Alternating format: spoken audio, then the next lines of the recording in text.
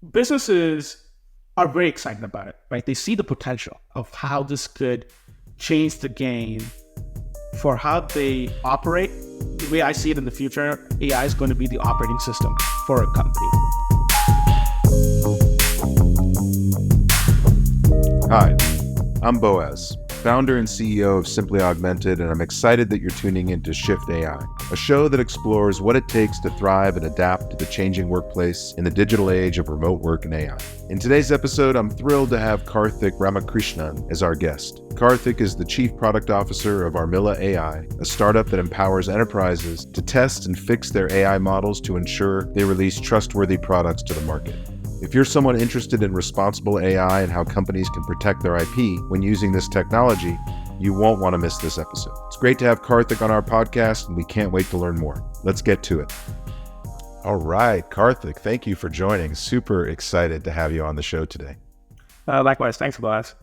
So I want to start, I was reading through your history and your experience, and I always start the show with a little bit of background, really interesting background. So MBA from the Richard Ivey School of Business, and then spent many years in startups and was co-founder and CTO of Gazoo Mobile, director in product innovation at Extreme Labs, went to Hatch Labs, was the GM and director of product development, and then the co-founder and head of product at Blue Trumpet, which looks like it was acquired by Breaktime Studios, GM of Poncho, and then CEO and co-founder of Gallup Labs.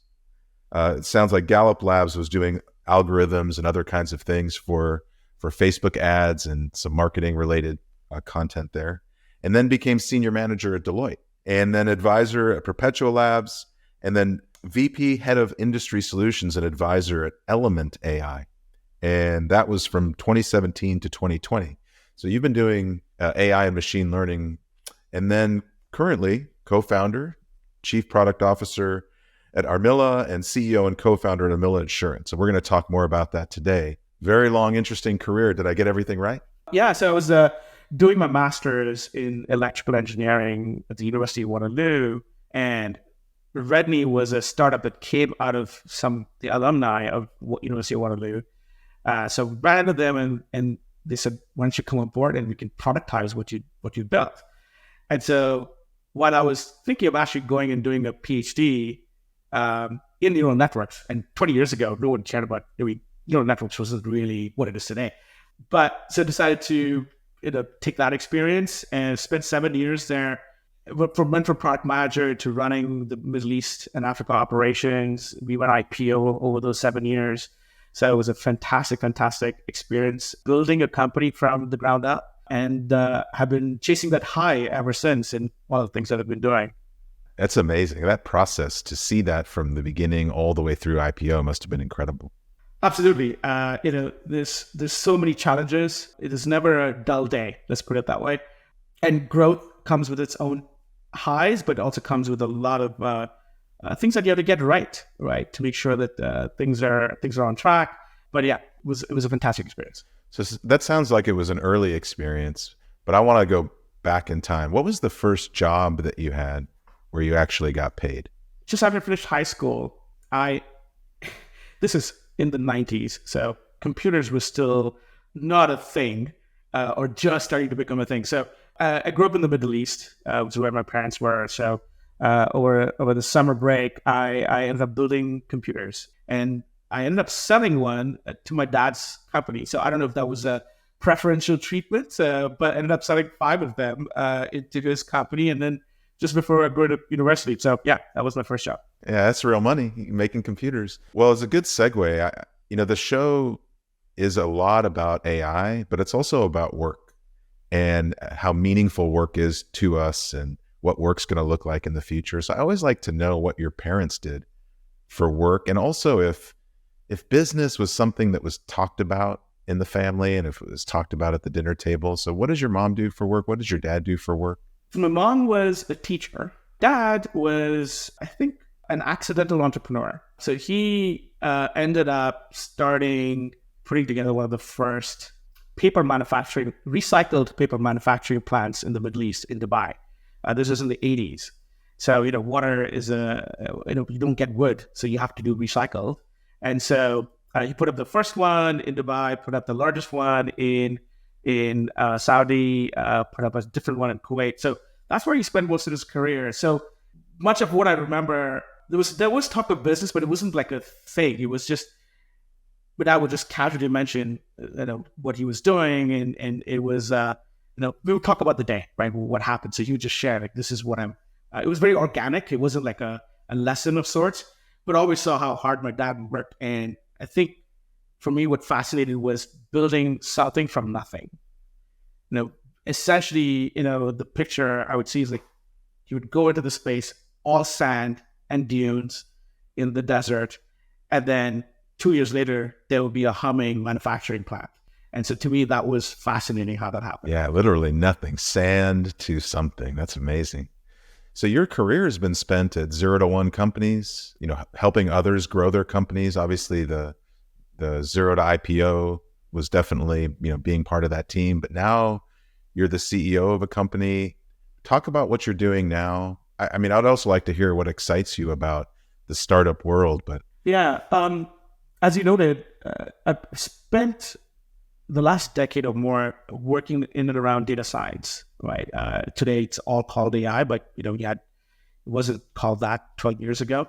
But you're really using data to drive decisions, and you're using data to derive insights that you can action against. And with my first startup that I did, Blue Trumpet from Hatch Labs, it was an ad network, and we had to use the data that was coming in. We were doing mobile advertising, and so really data was a big deal, right? Looking at the metrics and app placements and performance. My second company was we also did something very similar. So looking at behavioral data, what users were doing within mobile apps or digital properties, and then being able to predict what they would do next. And so today, again, that would be called the AI company. Back then, we called it the next best action platform. But product managers and marketers could understand what their users within their applications are doing to then take the right action. Like, who's churning? Who's going to engage? Who's going to engage? Who's ripe for monetization? And so you could then nudge them in the right direction to make your app more attractive or sticky. We really got into more sophisticated algorithms, right? This is the age of neural networks. What really happened there was you had these algorithms that could do so much more. They could learn by themselves. So that exposed me in working with companies like Toyota, HSBC, working with the regulators, were fascinated by what these models could do, but had a big challenge in trusting them. So here's the rub on AI. No model, no probabilistic model by its very nature, probability, it is never 100% accurate. Your accuracy peaks out at some point, right? It could be 95%, it could be 80%, and then you eke out further gains. But then companies today put those models into production, but they're very worried about when these models go off the rails. How can we trust them to make decisions for us if there are bad outcomes? So that really, this is consistent across the board. And so we said, my co-founder and I, Dan, he'd seen similar issues. And so we said, okay, why don't we build a platform that can establish trust? And what does trust even mean for a model? And so we built a platform at Armillo, essentially, over the last few years, that can go into a model, the data, the predictions that it's making, and understand where it works really well and the areas where it doesn't work really well. And are there things that we can do to improve those aspects that don't do well? And so that you can quantify what doesn't work well. You can essentially nudge it in the right direction as well to work well. And so now you're not eking out performance. You could make some substantial gains. And today we're still bothered by that, right? In the sense, you can get to 95% accuracy, but what about the other part, the 5% that doesn't work? What can you do about those risks? So that's really what we built at Armillo, to understand the risks of AI models and help companies absorb those risks better. So give an example to the audience of some of the things, some of the limitations of LLMs. I mean, obviously these are powerful, powerful things, but what are some of the limitations that you've run up against? And give an example of a company that has dealt with some of these things. The limitations come from many dimensions. So there's not one. For what we've seen already, things like bias. Everyone cares about bias. A lot of people do, and if you're image generators, we've seen, if you put in a term for a CEO, it basically shows, Caucasian males or just males in general, right? If you put in, if you ask an LLM without certain tonality, it had a liberal bias, for example. The model is just biased in that direction. So there's those type of challenges. Then there's hallucination, just frankly the wrong outputs. In fact, we did this test yesterday. We asked ChatGPT 3.5, are there any countries in Africa starting with the letter K? GPT 3.5 said, you're right, there are no countries starting with the letter K. GPT 4.0, that's been fixed. And it says, well, just 3 countries, you're wrong.